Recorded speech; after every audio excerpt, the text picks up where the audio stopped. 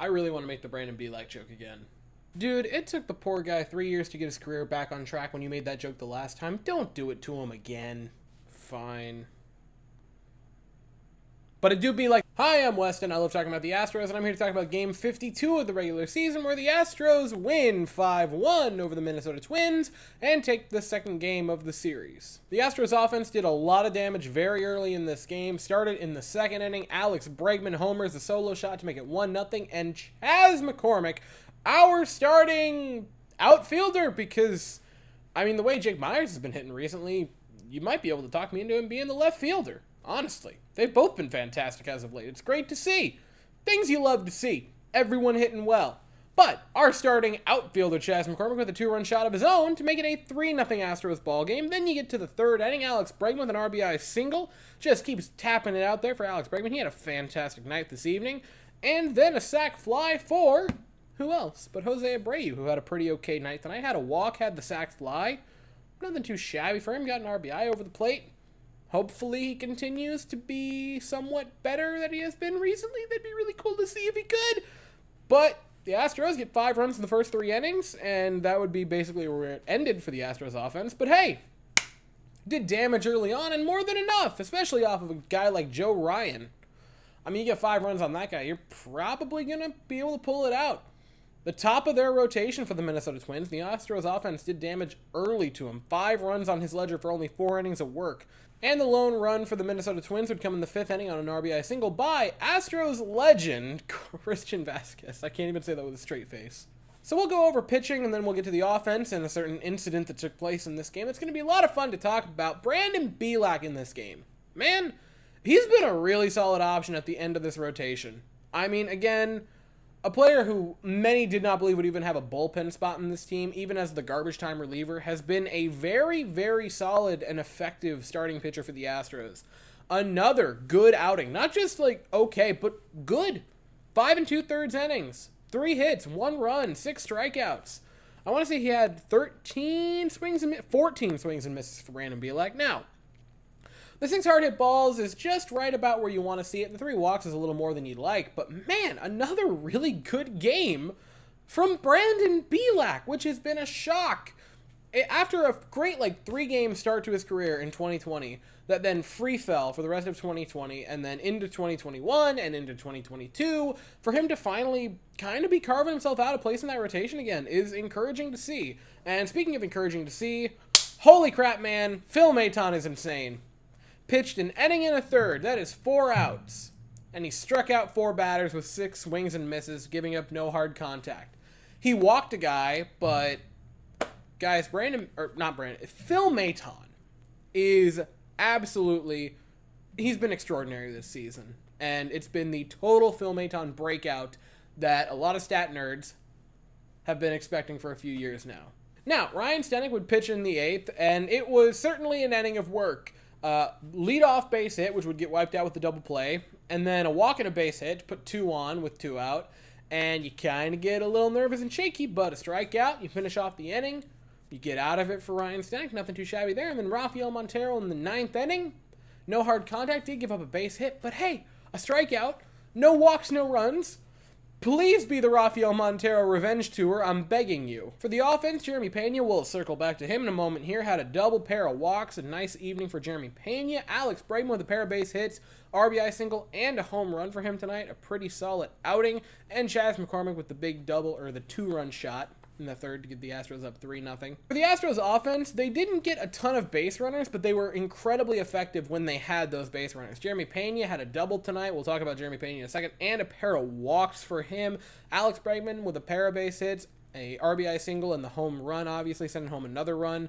And Chas McCormick with a big 2-run shot in the 3rd inning. And it was just, the offense wasn't crazy. Right, the expected batting average of 174, I want to say runners left on, or runners in scoring position, I can speak English, I swear.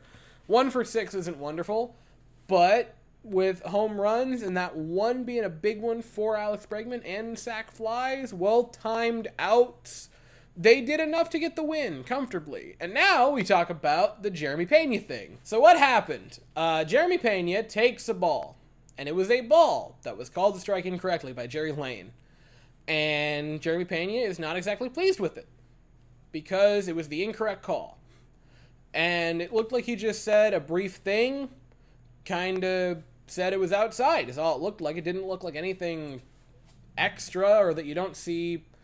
I mean, every time there's a call like that, Bregman seemingly does that once or twice a game when a call is incorrect, which I think it's funny that almost every time Bregman debates it, it's almost always right. His plate discipline is something else, but that's not the point we're going on here. It was a bad call, and Pena made mention to it. That happens a lot. You see 1,000 players a day, I'm barely exaggerating, complain about a call here and there.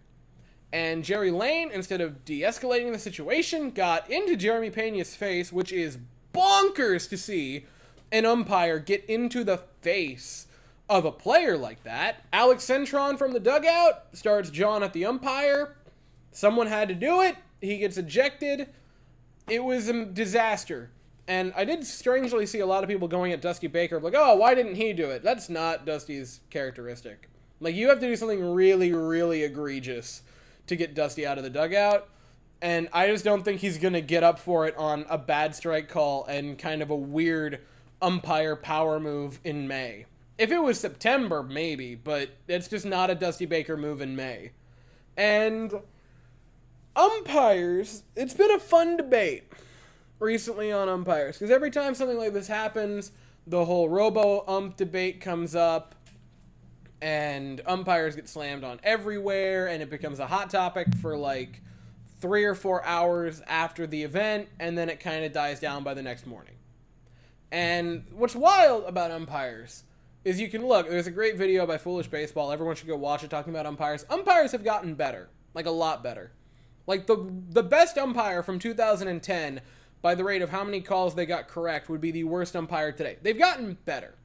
And so immediately your question might be, well, then why does it seem like these pop up a lot more? The internet's a lot more prevalent. You're going to see a lot more of the worst things. Everyone wants to repost it. Everyone wants to get that second of fame and popularity by reposting some horrible, egregious miss by an umpire. I'm not saying umpires are good. I'm saying they've gotten a lot better. And there's this weird thing where, like, the biggest problem with umpires now, at least in the opinion of me, is the ego and showmanship that they take for absolutely no reason. And it's insane. And there's this, whenever it happens, there's a lot of fans that are outraged by it and get upset. And a part of me just falls into the category of nothing has ever happened. Like, we get outraged. Why are you shocked? Why are you shocked? We know that umpires are bad. They've been bad for forever, and you've been yelling forever. Why do you keep doing it? Why do you keep yelling about umpires being bad? This isn't a shocking thing.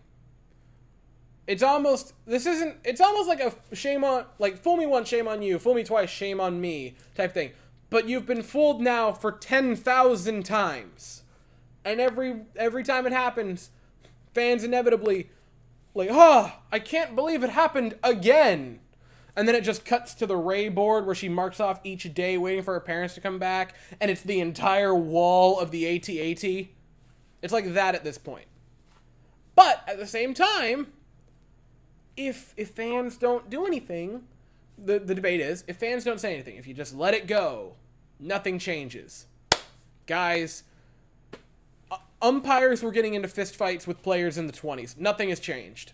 And I don't want to be as pessimistic and cynical as to say nothing will ever change with them, but I'm almost to the point now where, like, yeah, that's terrible. That's insane that the umpire did that to Pena. How can you allow someone like that to be a official and a representative of the game of baseball from Major League Baseball and the Association for the Umpires? How can you let him be out there? At the same time, I don't know, man. It just happens so often, I'm not fazed by it anymore. And I'm just kind of like, yep, that's a new one for the bingo card, neato spaghetto, and moving on. And I guess I don't really have a point, and I'm not going to tell you to think my way, and I'm not going to tell you to think that your way is wrong. I'm just telling you the way I feel, which is I'm just so checked out on umpires doing this. It just feels like it's the same thing, different day. And I think it's dumb. I think the umpire should be suspended. And on that topic, however, if you think there is even a 0.0000001% chance that he does, you are out of your mind. Sorry to end on such a cynical note. I just kind of had to rant about that because it was insane, and then the reaction to it was also insane, and I just kind of needed to get it out there. Anyway, the Astros go for the series win tomorrow night, 8:10 Eastern, 7:10 Central. The Astros will send Hunter Brown to the mound, and the Minnesota Twins will send Louis Varland to the mound. I'll be here afterwards to talk about it, but as for right now, that is all I have to say. So if you enjoyed the video, please consider to like and subscribe. Thank you all so very much for watching. I hope you all have an absolutely fantastic day, and as always, go Astros.